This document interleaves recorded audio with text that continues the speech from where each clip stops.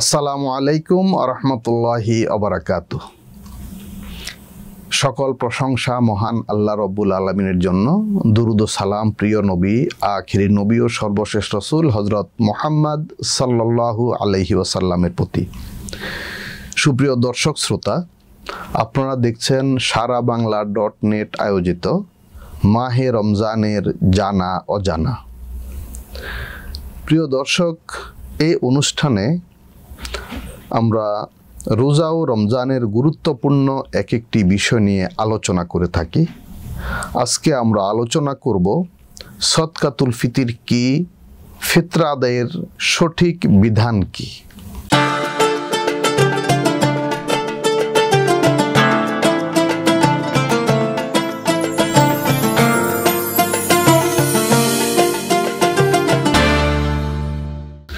প্রিয় দর্শক, রসুল আকরাম সাল্লাল্লাহু আলাইহি ওয়াসাল্লাম হাদিস শরীফে ইরশাদ করেছেন, মহান আল্লাহ রব্বুল আলামিন রোজা ফরজ করেছেন আর আমি তোমাদের জন্য সদকাতুল ফিতর ওয়াজিব করেছি। সদকা মানে দান, অনুদান, এবং ফিতর মানে হলো ইফতার বা রোজা সম্পন্নকরণ। রমজান মাসে রোজা পরিপূর্ণ করার পর, অর্থাৎ এক মাস সিয়াম সাধনা পালন করার পর আল্লাহ রব্বুল আলামিন যে ঈদ বা আনন্দ উৎসবের বিধান দিয়েছেন, সেই আনন্দ উৎসবে গরিব মানুষেরা যেন সামিল হতে পারেন, এই জন্য আল্লাহ রব্বুল আলামিন এ সদকাতুল ফিতরের বিধান দিয়েছেন। পাশাপাশি রোজাদার রমজানে রোজায় যদি কোনো ভুল ত্রুটি হয়ে থাকে, সেগুলো যেন কাফফারা হয়ে যায়, এজন্য আমরা সদকাতুল ফিতর আদায় করে থাকি। সদকাতুল ফিতর রমজান মাসের গুরুত্বপূর্ণ ওয়াজিব আমল, যেটি মূলত পহেলা শাওয়াল অর্থাৎ ঈদের দিন সকালে আদায় করতে হয়। ঈদের দিন সকালে ঈদের নামাজের আগেই সদকাতুল ফিতর আদায় করতে হয় এবং রমজান মাসেও সদকাতুল ফিতর আদায় করা যায়।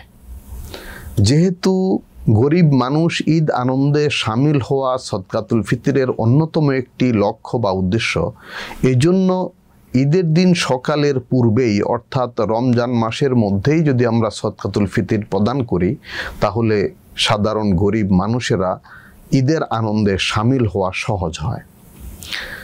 সদকাতুল ফিতর এর পরিমাণ সম্পর্কে বুখারী শরীফ সহ সিহাসিতার বিভিন্ন গ্রন্থে এসেছে, সদকাতুল ফিতরে সাউ মিন তোয়ামিন, অর্থাৎ সদকাতুল ফিতর হলো 100 খাবার।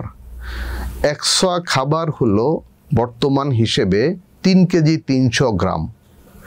এই খাবারগুলো কি, এই কথা হজরত আবু সাঈদ খুদরি রাদিয়াল্লাহু তাআলা আনহু থেকে এবং অন্যান্য সাহাবী থেকে আব্দুল্লাহ ইবনে ওমর রাদিয়াল্লাহু তাআলা আনহুমা থেকে বর্ণিত হয়েছে। ওয়াকানা তোয়ামুনা আশ-শাঈর আজ-জাবিব আল-আকিদ আত-তামার, অর্থাৎ সে যুগে আমাদের খাবার ছিল যেসব দিয়ে আমরা ফিতর আদায় করতাম, সেগুলো হলো খেজুর, কিশমিশ, পনির এবং জব। সাহাবা ইকরামের সময় এভাবেই ফিতর আদায় করা হতো। যদি কেউ ইচ্ছা করেন, এগুলোর মূল্য দিয়েও আদায় করতে পারবেন। যেহেতু খাবার দিয়ে আদায় করলে যেখানে খাবারের অভাব, সেখানে খাবার দিয়ে আদায় করাই বাঞ্ছনীয়, কিন্তু আমাদের দেশে যেহেতু খাবারের বিকল্প ব্যবহার প্রয়োজন হয়, অর্থাৎ মানুষ কেনাকাটা করার জন্য, ঈদের বাজার করার জন্য টাকার প্রয়োজন হয়, সুতরাং এই খাদ্যের সম পরিমাণ অর্থ দান করলেও ফিতর আদায় হয়ে যাবে।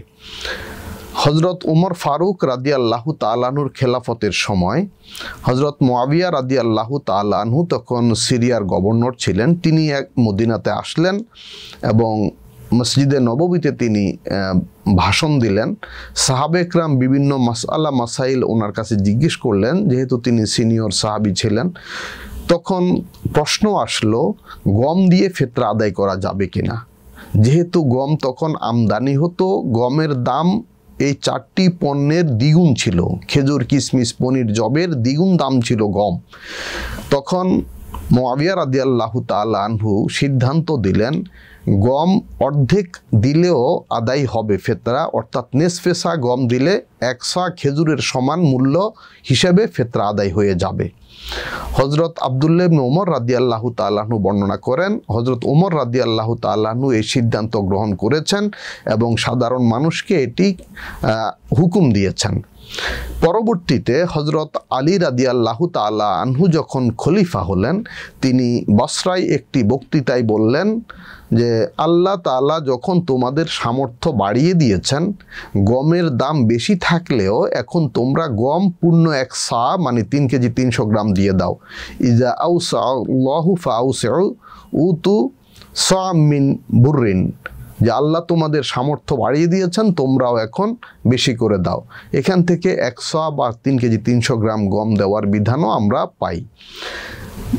মুজতাহিদ ফকিগণ বলেছেন যে সকল খাদ্য খাবার স্বাভাবিক তাপমাত্রায় সংরক্ষণ করা যায় এবং সহজে বিনিময় করা যায়, অর্থাৎ বেচা কেনা করা যায়, পণ্য থেকে অর্থে রূপান্তর করা যায় এবং এটির মূল্যের বা দরের খুব স্বাভাবিক উত্থান পতন ঘটে না, সেসব দিয়ে ফিতরা আদায় করা যাবে।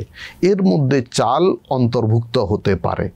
সুতরাং আমরা এই ফিতরা আদায় করার সময় যারা যেই পণ্যের সামর্থ্য রাখি সেই পণ্য দিয়ে ফিতরা আদায় করব। সহজভাবে যদি আমরা বলি যে আমরা যারা খেজুর দিয়ে ইফতার করি, সাধারণত যারা 1000 টাকা দামে খেজুরে ইফতার করি, তারা 3 কেজি 300 গ্রাম খেজুরের মূল্য আদায় করব। যারা 100 টাকা দামের খেজুরে ইফতার করি, তারা ঠিক ওইভাবে আমরা আদায় করব। আরও সহজ করে যদি বলতে চাই, একদিনের খাবারের খরচের পরিমাণ হলো ফিতরা। তো যার দৈনিক 100 টাকায় 3 বেলা খাবার হয়, তার ফিতরা 100 টাকা হবে। যার 300 টাকায় একদিনের খাবার হয়, তার 300 টাকা হবে। যার 3000 টাকায় হয়, তার সেরকম হবে। অর্থাৎ খেজুর, কিশমিশ, পনির, জব, গম, চাল ইত্যাদি 3 কেজি 300 গ্রাম যার যার নিজস্ব স্ট্যান্ডার্ড হিসাবে আমরা হিসাব করে ফিতরা আদায় করব, যাতে আমাদের রোজার ভুল ত্রুটি আল্লাহ মাফ করবেন এবং সাধারণ গরিব মানুষেরা স্বাচ্ছন্দ্যে ঈদ আনন্দে সামিল হতে পারবে। আল্লাহ তাআলা তৌফিক দিন, আমিন। প্রিয় দর্শক, আজকে এ পর্যন্তই। আবার দেখা হবে অন্য কোনো দিন অন্য কোনো বিষয় নিয়ে। সে পর্যন্ত সকলে ভালো থাকুন, সুস্থ থাকুন, স্বাস্থ্যবিধি মেনে চলুন। আল্লাহ হাফিজ। আসসালামু আলাইকুম ওয়া রাহমাতুল্লাহি ওয়া বারাকাতুহু।